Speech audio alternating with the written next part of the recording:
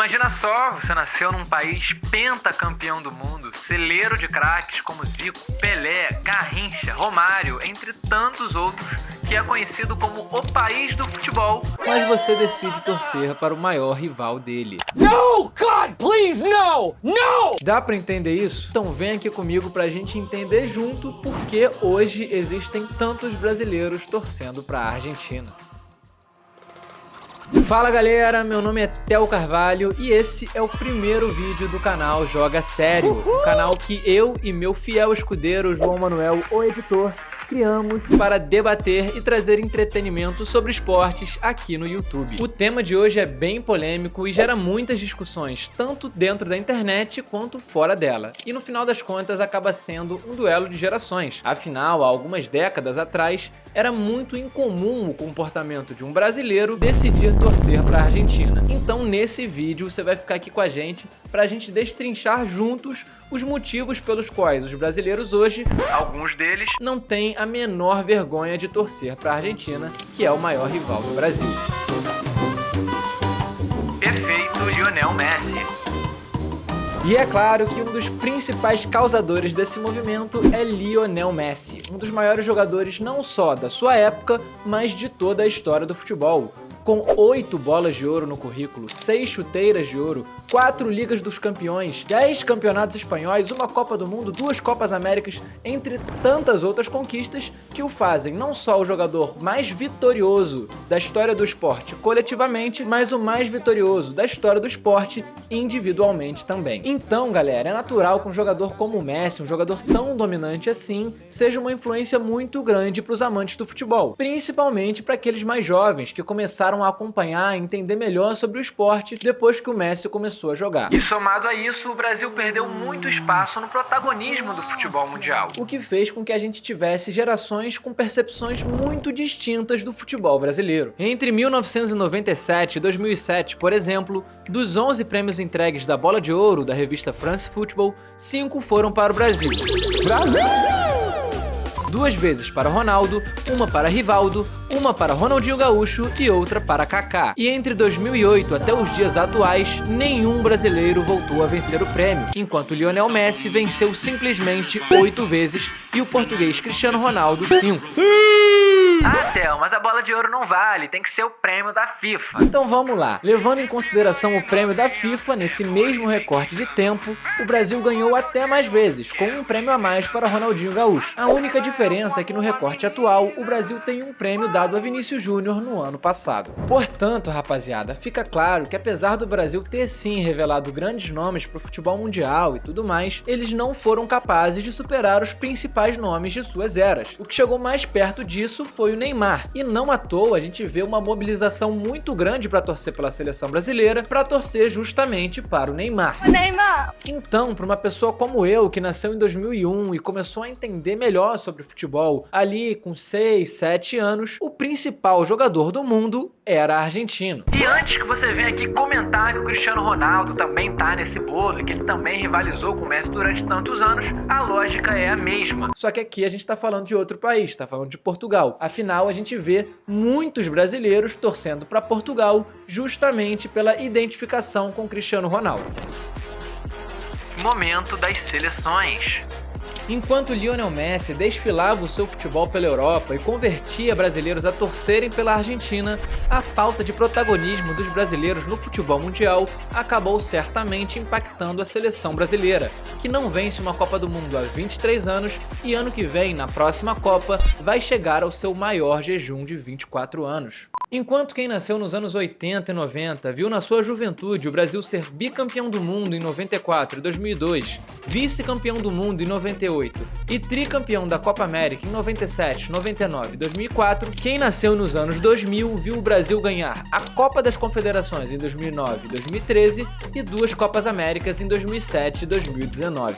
Para piorar, essa mesma geração que tem dificuldades em emplacar ídolos no futebol mundial, ainda na única vez que passou das quartas de final de uma Copa do Mundo, a gente lembra muito bem como é que foi, né? 7-1 para a Alemanha numa das maiores vergonhas da história do futebol.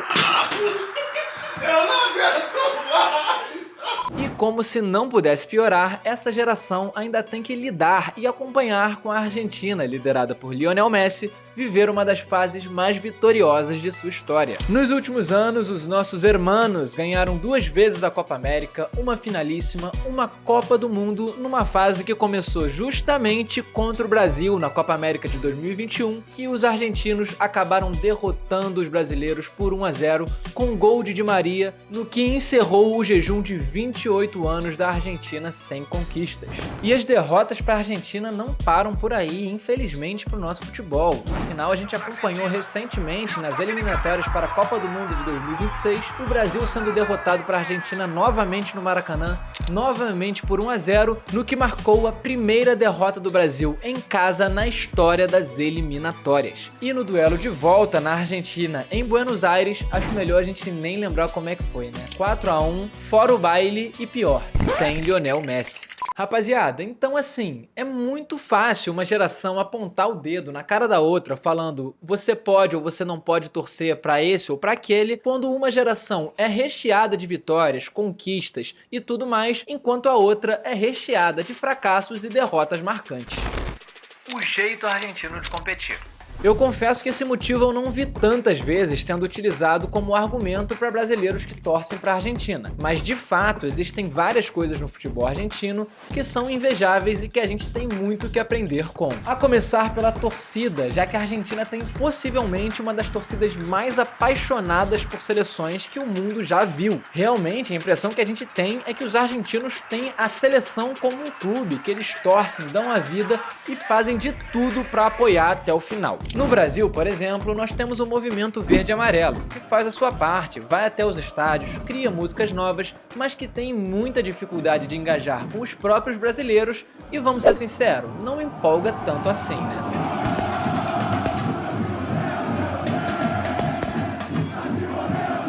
Além disso, a maneira como os argentinos representam o seu país, dando tudo de si em campo, com muita garra, com muita raça, é realmente um motivo de admiração e é invejável. E é claro que só raça não vai resolver nada. Não à toa, algumas gerações argentinas também passaram por muitas dificuldades e não tiveram sucesso. Mas a maneira como eles se entregam e se doam em campo pela seleção, uns pelos outros, é cativante não só para o povo argentino, mas também para alguns brasileiros. E depois de todo esse debate, eu chego ao meu ponto final, que é: torça para quem você quiser torcer. Para quem você torce ou deixa de torcer é um problema exclusivamente seu e de mais ninguém. Lembrando que eu não tô aqui para falar se eu acho legal ou não você torcer pra Argentina ou torcer pro Brasil ou para quem você quiser torcer. O ponto desse vídeo essencial é debater e entender por que existem brasileiros que estão cada vez mais sendo cativados pelo futebol argentino e estão cada vez mais torcendo para a Argentina conquistar coisas maiores no futebol. E para encerrar, só tem uma coisa, na minha opinião, que pode trazer de volta o povo brasileiro com a seleção. E essa coisa você também sabe o que é. O Brasil precisa voltar a ser campeão do mundo. Não tem jeito. Enquanto a gente não conseguir voltar a estar no topo do protagonismo do futebol mundial, os nossos torcedores vão ser cada vez mais cativados, não só pela seleção argentina,